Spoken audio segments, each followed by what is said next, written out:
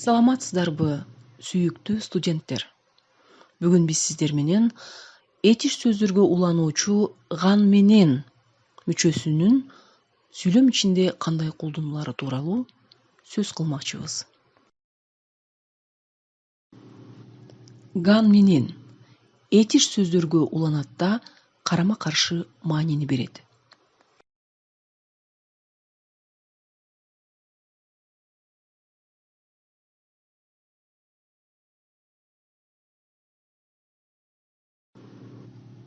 Балдар, ган менен мүчөсүнүн алгачкы 4 түрүнө көңүл бурсак.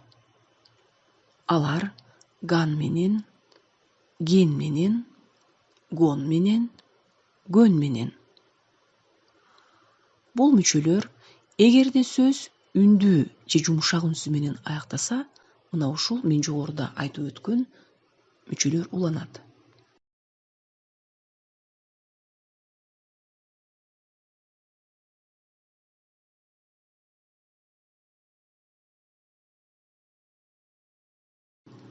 Эми балдар, төмөнкү мисалдарга көңүл буралы. Ал чыгарманы окуган менен баары бир түшүнбөйт. Бул сүйлөмдө ган менен мүчөсү эки жөнөкөй сүйлөмдүн бири-бирине карама-каршы мааниде колдонулуп жаткандыгын көрсөттү.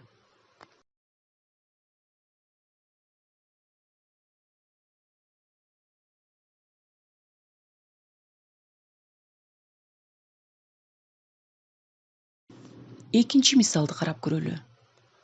Кат жазган менен катка жооп такыр ала алган жок.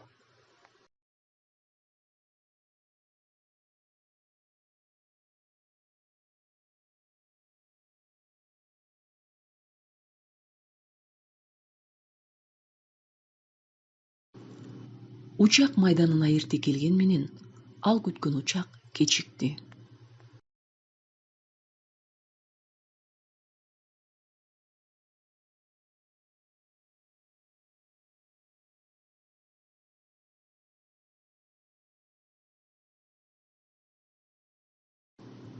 Сынакта көчүргөн менен жакшы баа ала албады.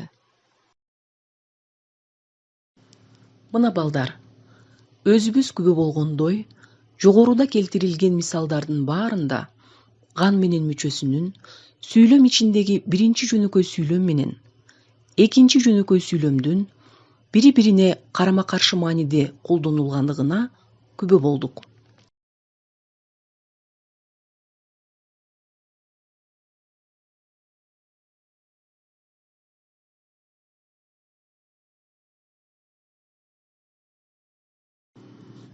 Эми болсо ган менен мүчөсүнүн калган түрлөрүнө көңүл бурсак. Алар кан менен, кен менен, кон менен, көн менен. Бул мүчөлөр эгерде сөз каткалаң үнсүз менен аяктаса, анда ушул мен жогоруда окуган мүчөлөр уланат.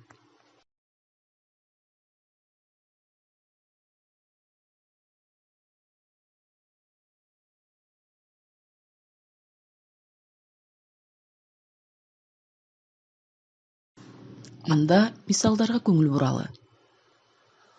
Ал адамдын айткандарын уккан менен пайда жок.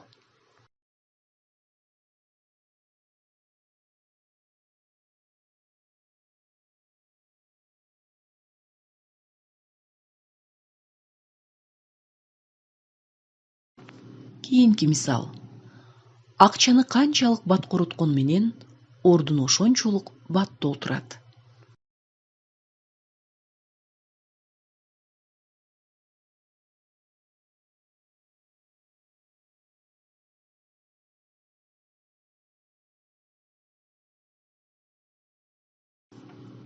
Иш партнерума бул долбоорду көрсөткөн менен бул долбоорду чогуу иштешкенден баш тартты.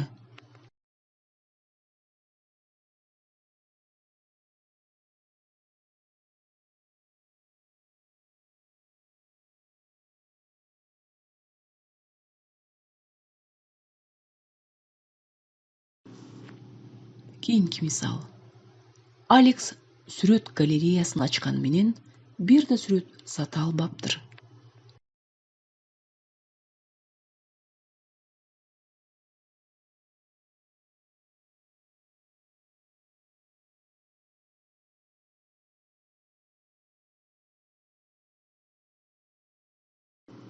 Тимур престиждүү университеттердин бирине өткөн менен ал жерде окууну каалабаптыр.